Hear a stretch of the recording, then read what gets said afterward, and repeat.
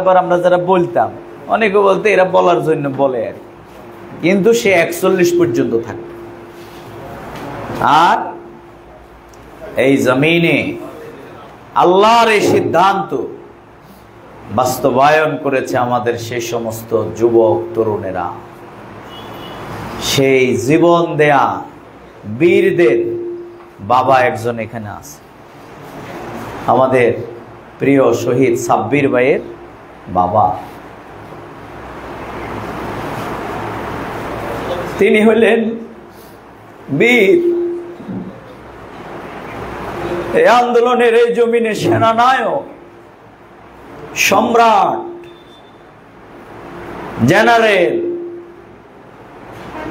এই আন্দোলন আমাদের এই শহীদরা করেছে। তারা বাড়ি থেকে বিদায় নিয়ে এসেছে। আমি অনেককে পেয়েছি বাড়ি থেকে, মা থেকে বিদায় নিয়ে এসেছে। অনেক শহীদেরা রাত জেগে জেগে, বাবা মা দুইজন বলছে সারা রাত পাহারা দিলাম সন্তান যেন বের না হয়, কিন্তু ফজরের সময় নামাজে দাঁড়াইলাম, কোনখান দিয়ে বের হয়ে গেল আর খুঁজে পাইলাম। কারণ ওয়ায়াত্তাখিযু মিনকুম শুহাদা, আল্লাহ তাআলা যুবকের জন্য জান্নাত বরাদ্দ করে রেখেছে। আল্লাহ তাআলা এই যুবকদের জন্য প্রথম ফোঁটা রক্ত জমিনে পড়ার আগে আল্লাহ তাআলা শহীদদেরকে মাফ করে দেন। সুবহানাল্লাহ। এজন্য যারা শহীদের জন্য, শাহাদাতের জন্য পাগল হয়, তাদেরকে কিন্তু থামানো যায় না। এই শাহাদাতের প্রেরণায় আরেক পাগল ছিল লক্ষ্মীপুরে, ডাক্তার ফয়েজ আহমদ। শহীদ আব্দুল কাদের মোল্লা শহীদ হওয়ার পরে আমাদের ডাক্তার ফয়েজ ভাই অনেককে জড়াই ধরে রোনাজারি করছেন। আমরা শুনেছি যে মোল্লা ভাই শহীদ হলে আল্লাহ আমাদেরকে দেখে না, আল্লাহ আমাদেরকে শহীদ হিসেবে কবুল করতে পারে না। আপনারা জানেন যে রাত্রে তাকে অত্যন্ত নির্মম ভাবে শহীদ করা হয়েছে। তাকে কিন্তু অসংখ্য সোর্স তাকে খবর দিয়ে দেওয়া হয়েছে। তার সন্তান তাকে বলেছে, ঢাকা থেকে ফোন দিয়ে আত্মীয় স্বজন বলেছে তারা এসে যাচ্ছে, আপনি পালিয়ে যান, আপনি বাসা থেকে সরে যান। তিনি বলেছেন আমার কপালে যদি শাহাদাত থাকে তাহলে আমি এখানেই থাকি, যা হয় এখানে হয়। কারণ আসলে এদের অন্তরে জানা হয়ে যায়, এদের সাথে সরাসরি মাবুদের আরশের সম্পর্ক হয়ে যায়। এই জন্য কোনো শক্তি আর এদেরকে পেছনে নিতে পারে না। আমার প্রিয় ভাই শহীদ কাউসার, সেও বাড়ি থেকে বের হয়ে আসছে আরেকজন থেকে টাকা নিয়ে, ভাড়া নাই। ওই যে শাহাদাত তার লক্ষ্মীপুরে রাজপথে হবে, আরেকজনের থেকে টাকা নিয়ে চলে আসছে। শহীদ কাউসারের মা আমাকে বলেছে যে আমার আরো 2টা সন্তান আছে, কিন্তু এই সন্তানের ডাক আমার হৃদয়কে যেভাবে শান্ত করত, আমার অন্য সন্তানেরা আমি শোকাহত মা হিসাবে অনেক ডাকে এখন, কিন্তু আমার হৃদয়টা ভাই শান্ত হয় না। আমার এক কাউসারের ডাক আমার হৃদয়কে শান্ত করে। আপনারা কি চান আপনারা সেই রকম সন্তান হবেন? আপনারা কি চান সেই রকম মানুষ হবেন? তাহলে জীবনের সকল ক্ষেত্রে আল্লাহর গোলামীকে আমরা, আর কোন মানুষের গোলামী নয়। আমার প্রিয় ভাই হারুন বলছিল যে ইব্রাহিম আলাইহিস সালাম বাবা তার সন্তানকে পোড়ানোর জন্য পরিকল্পনা নিতে পারে, পৃথিবীর ইতিহাস সেটাও হয়েছে, কিন্তু তাকে আল্লাহর গোলামি থেকে তাকে কিন্তু সরাইতে পারে নাই। এজন্য তাকে আগুনে ফেলে দেয়া হয়েছে। আল্লাহ বলছে যে না, ইব্রাহিমকে তো আগুনে ফেলা হয়েছে আমার কারণে, আমার গোলামির কারণে, আমার আনুগত্যের কারণে। হে আগুন, তোমাকে তো আমি বানিয়েছি, তুমি ইব্রাহিমের উপরে ঠান্ডা হয়ে যাও। সুবহানাল্লাহ। কুলনা ইয়া নারু কুনি বারদান ওয়া সালামান আলা ইব্রাহিম। মুসার জন্য সাগরের মাঝখানে রাস্তা হয়ে গেছে। কে করেছে? আল্লাহ। সে আল্লাহ এখনো আছে না? আছে। এই জন্য 5ই আগস্টের আগে বাংলাদেশের সকল অস্ত্র সন্ত্রাসী রাষ্ট্র, পৃথিবীর সব শক্তি ছিল শেখ হাসিনার পক্ষে, আর শহীদেরা মজলুমেরা এক কাতারে ছিল, কিন্তু সকল অস্ত্র গোলা বারুদ সব স্থমিত হয়ে বিনা অস্ত্রের আল্লাহর গোলামেরা সেদিন বিজয় হয়েছে। আগামী দিনে হবে ইনশাআল্লাহ। এই জন্য প্রিয় ভাইরা আমার, প্রথম কথা শেষ। আমরা এখন আপনাকে যদি ইফতারি সামনে দিয়ে কেউ গুলি ধরে, খাইতে হবে, খাবে? কেন খাবেন না? খাবার সুস্বাদু। আপনি জানেন যে এখন আমি যদি খাই আল্লাহ আমার উপরে নারাজ হবে। আপনার পানির তৃষ্ণা, অনেকে হয়তো সাহারি করতে পারে না, কিন্তু আপনি ইচ্ছে করলে, গ্রাম অঞ্চলের মানুষ পুকুরে গোসল করে, আপনি ইচ্ছে করলে ডুব দিয়ে কিন্তু পানি খেতে পারতেন। কে বলে? এখানে কেউ দেখে? কিন্তু কে দেখে? এই বিশ্বাস থেকে যিনি তার 10 হাত নিচে পানির নিচে গিয়ে পানি খায় না, একান্ত নিবৃত্তে আল্লাহর ভয়ে পানাহার করে না, হালাল স্ত্রীর সাথে সাক্ষাৎ করে না, এই খোদাবিধিকে যদি আমাদের রাজনীতি, অর্থনীতি, সমাজ, রাষ্ট্র পরিচালনার সব জায়গায় আমরা নিয়ে যেতে পারি, তাহলে এই সমাজটা সুন্দর হবে কিনা বলেন? তাহলে রাজনীতিবিদ চাঁদাবাজি করতে পারে না, কারণ তার আল্লাহর ভয় তার মধ্যে থাকতে হবে। অন্যের নারীর দিকে লোলুপ দৃষ্টিতে তাকাইতে পারে না, কারণ তার মধ্যে ভয় কাজ করবে কার? আল্লাহ। আমাদের দেশে শাস্তি প্রবল, কিন্তু ইসলামে শাস্তি প্রবল করা হয় নাই, ইসলামে প্রশিক্ষণকে প্রবল করা হয়েছে। এমন প্রশিক্ষণ হবে, যারা মদ খাওয়া ছাড়া যাদের ঘুম হইতো না, খাবার হজম হইতো না, তারা মদকে গলা চিপ দিয়া এরকম গলার মধ্যে সামান্য ঢুকে গেছে, আর মদকে 3য় স্তরে যখন হারাম করে দেয়া হয়েছে, তারা মদকে মক্কার অলিতে গলিতে মদের বন্যা বয়ে দিয়েছে। সুবহানাল্লাহ। ভয় কার? আল্লাহ। জেনা করেছে, এখন তো আমাদের সমাজে জেনাকার খুঁজে বাইর করতে হয়, সাক্ষী নিয়ে আসতে হয়, কিন্তু জেনা করে এসে প্রকাশ্য দিবালোকে কেউ কোনো সাক্ষী নাই, আল্লাহ রাসূলের কাছে এসে বলছে আমি জেনা করেছি। আল্লাহ রাসূল শুনতে চাচ্ছিলেন না, যে শুনলে তো বিচার করতে হয়, বাদ মাফ করে দেখ আল্লাহ, শুনারে দরকার নাই। এই কানে একবার আসে বলে ইয়া রাসূলুল্লাহ আমাকে পবিত্র করো, এই কানে আবার এসে বলে, এই দিকে আবার আসে, এই দিকে আবার ঘুরে আসে। সুবহানাল্লাহ। এই ভয় কে তৈরি করেছে? আল্লাহ। লাআল্লাকুম তাত্তাকুন। এই আল্লাহর ভয় যদি আমরা তাকওয়া ভিত্তিক সমাজের মধ্যে সব জায়গায় আমরা নিয়ে যেতে পারতাম, তাহলে আমাদের রাজনীতি, অর্থনীতি, সমাজ, ক্ষমতা, আমাদের কোনো জায়গায় আর দুর্নীতি, সন্ত্রাস, অপরাজনীতি, অধিকার হরণ, লুণ্ঠন, শোষণ, বঞ্চনা কোনো কিছুই হতো না। এই জন্য আজ রোজাদার ভাইরা, আমরা রোজা মনে করি এই রমজান মাসে, না, এটা একটা ডামি প্র্যাকটিস, এটা একটা তথাকথিত ডামি প্র্যাকটিস করে আল্লাহ তাআলা আপনাকে দিয়ে আসল প্র্যাকটিসটা করাইতে চান। এই আসল প্র্যাকটিস শুরু কোথায়? আসল প্র্যাকটিস হচ্ছে ব্যবসায়ী হলে ব্যবসার জায়গায়, কি বলে, চাকরির জায়গায়, যত জায়গায় আপনি যুক্ত তত জায়গায় আপনি নিয়ে যাবে। তাহলে খাবারের বর্জনের মধ্যে আল্লাহর সন্তুষ্টি নাই, বরং সন্তুষ্টি হলো আপনি আল্লাহর হুকুম পালনে আপনি সজাগ, সচেতন, সচেষ্ট এর মধ্যে, নাকি বলে? তাহলে আমরা কি এই তাকওয়ার সমাজ কি আপনারা চান? তাহলে এটা কিভাবে হবে? এটা হবে হচ্ছে আল্লাহর কোরআনের মাধ্যমে। আল্লাহর কোরআন যদি শাসন ক্ষমতায় অধিষ্ঠিত হয়, তাহলে এটি হবে।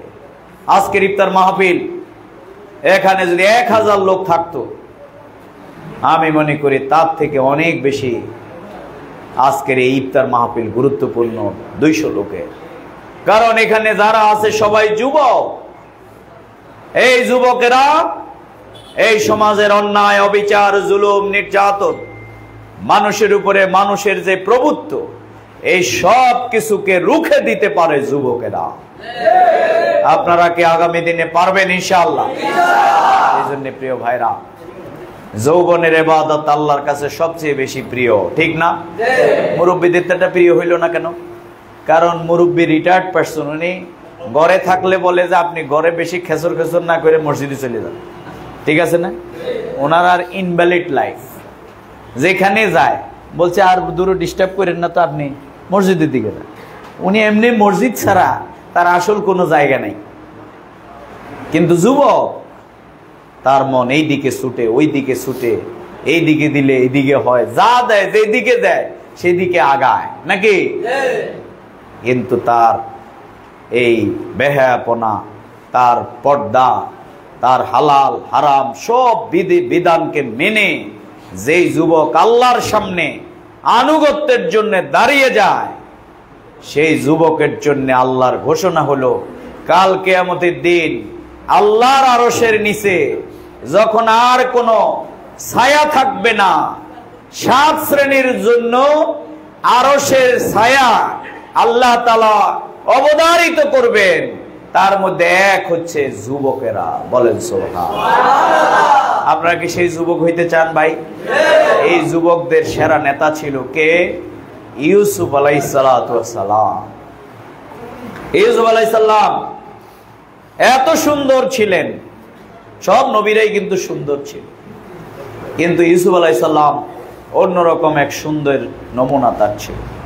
ওই তিনি যেখানে রাজার স্ত্রী, তার প্রতি কুপ্রভাব পড়েছে, তাকে অপরাধের দিকে ডেকেছে, কিন্তু ইউসুফ আলাইহিস সালাম তার এই কুমন্ত্রণায় রাজি না হয়ে দৌড় দিয়ে পালিয়ে যাওয়ার জন্য দৌড় দিয়েছে। দরজার দিকে দৌড় দিয়ে যাওয়ার সময় ওই মহিলা পেছনের দিকে তার কি ধরছে? জামা টাইনে ধরছে। বলছে এরপরে বিচার বসলো, বলছে যদি সামনের দিকে না হয় পিছনের দিকে জামা ছেঁড়া থাকে তাহলে অপরাধী কে? মহিলা। ইউসুফ আলাইহিস সালামের জামা কোন দিকে ছেঁড়া পাইছে? কারণ মহিলা টানতে চাইছে তার দিকে। সে বলছে আখাফুল্লাহ, আমি কাকে ভয় করি? আল্লাহকে। শুধু কি অহংকার দেখাইছে? না, ইউসুফ আলাইহিস সালাম কোরআন শরীফে তার সে দোয়া এসে গেছে, ওমা উবাররিউ নাফসি ইন্নান নাফসা লাআম্মারাতে বিসসু। প্রত্যেক নফসই মানুষদেরকে খারাপের দিকে এই সুনফসটা ডাকে, ইল্লা মা রাহিমা রাব্বি, আমার পরওয়ারদিগার আমি ইউসুফের উপরে যদি রহম না করতেন আমি ওই অপরাধ থেকে বাঁচতে পারতাম না। রহমত কে করেছে? এই জন্য জীবনের সব ক্ষেত্রে যা অর্জন হবে, যা করব, আমরা কি নিজেদের দেমাগ দেখাইবো না? কে করে দিছে? আল্লাহ। সম্মানিত প্রিয় ভাইয়েরা, তাই আমরা আজকে যুবকদেরকে আমি বলবো, আপনারা ভাইয়েরা এই সমাজকে পাল্টানোর জন্য, এই সমাজের অন্যায় অবিচার দূরীভূত যদি করতে চান, তাহলে প্রিয় ভাইয়েরা আপনারা কোরআন পড়তে রাজি ইনশাআল্লাহ? তাহলে কোরআন পড়বেন, কোরআনের আলোকে জীবন গড়বেন।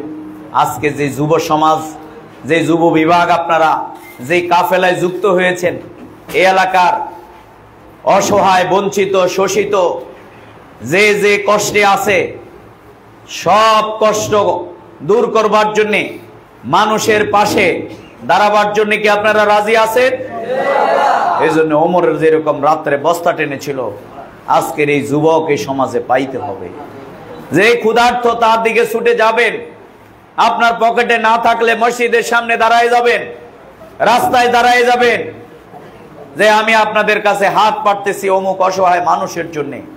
এটা কি লাজ লজ্জা থাকবে? করবেন না।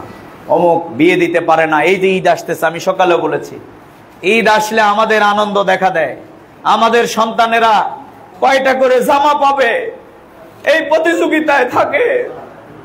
কিন্তু এই সমাজের অসংখ্য মানুষ আছে, ঈদ আসলে তাদের রোনাজারি কষ্ট আরো বেড়ে যায়। মেয়েটা যখন বলে বাবা জামা ওদের 2টা কিনছে, আমার জন্য একটাও কিনবা না, তখন বাবা দরজা বন্ধ করে দিয়ে কাঁদে, মা কাঁদে।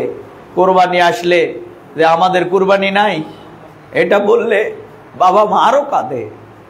আপনি এই অসহায় মানুষের জন্য আমাদের বাংলাদেশ জামাত ইসলামী, কে হিন্দু, কে বৌদ্ধ, কে খ্রিস্টান, কে শত্রু, কে আমার ক্ষতি করেছে, কে আমাকে বিগত দিনে পুলিশে ধরিয়েছে, কে আমার জন্য আমার উপরে জুলুম চালিয়েছে, আমরা এগুলোর দিকে তাকাবো না। আমরা সব মানুষের জন্য মানব কল্যাণের যে চাদর, এটা আমরা সবার মধ্যে আমরা বিছিয়ে দেব। আপনারা রাজি ইনশাল্লাহ ভাই? এই জন্য আমরা এই এলাকায় সে কাজ করব। আমরা আমাদের প্রিয় নবী মুহাম্মদুর রাসূলুল্লাহ সাল্লাল্লাহু আলাইহি সাল্লামকে আমাদের জীবনে আমরা অনুসরণ করব। তার আদর্শই আমাদের জন্য মডেল।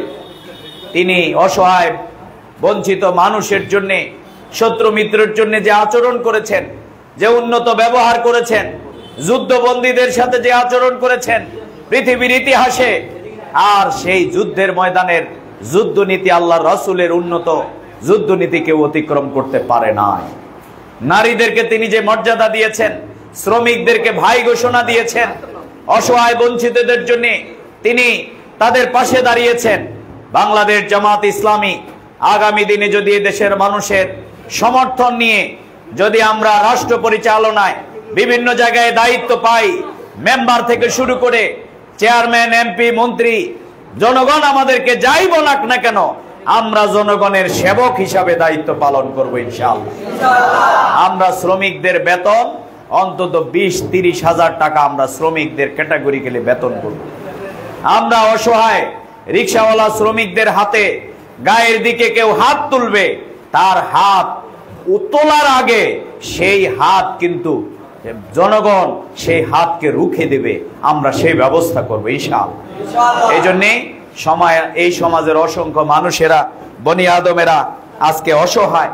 আমরা এই অসহায় মাজলুমের জন্য আসুন আগামী দিনের কোরআনের আদর্শের আলোকে একটি সমাজ বিনির্মাণের জন্য আমাদের যুব সমাজ আজকে doctor service, medical camp, blood service, ambulance service, মাইয়েতের জানাজা, সকল যে ক্ষুধার্ত বঞ্চিত অসহায় যার কিছুই নাই, আপনারা সবাই আমরা কাঁধে কাঁধ মিলিয়ে সরকারের, বেসরকারের, আমাদের পকেটের সব সামর্থ্য দিয়ে আমরা মানুষের পাশে থাকবো ইনশাআল্লাহ।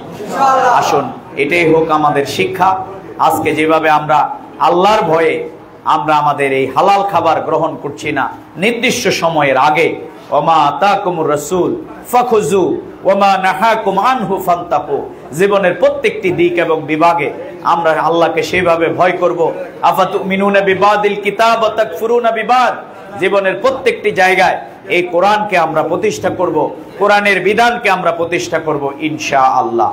আমরা আমাদের আমির জামাত ডক্টর শফিকুর রহমানের নেতৃত্বে এদেশের জনগণ আজকে পঙ্গপালের মতো জামাতের দিকে যেভাবে ছুটছে, আমরা বিশ্বাস করি আগামী দিনের বাংলাদেশ হবে কোরআনের বাংলাদেশ ইনশাআল্লাহ। এই জন্য আমরা দাওয়াতি কাজ করব, আমরা নিজেরা আমাদের চরিত্র গঠন করব, আমরা ভালো কাজের মাধ্যমে আমরা এই সমাজকে গড়ে তুলব। আল্লাহ তাআলার কাছে সেই তৌফিক কামনা করে আমাদের শ্রদ্ধেয় এই ইউনিয়ন আমির, আমাদের বিশিষ্ট আলেম দ্বীন এখন সালেহ ভাইকে আমি দোয়া করার জন্য অনুরোধ করছি।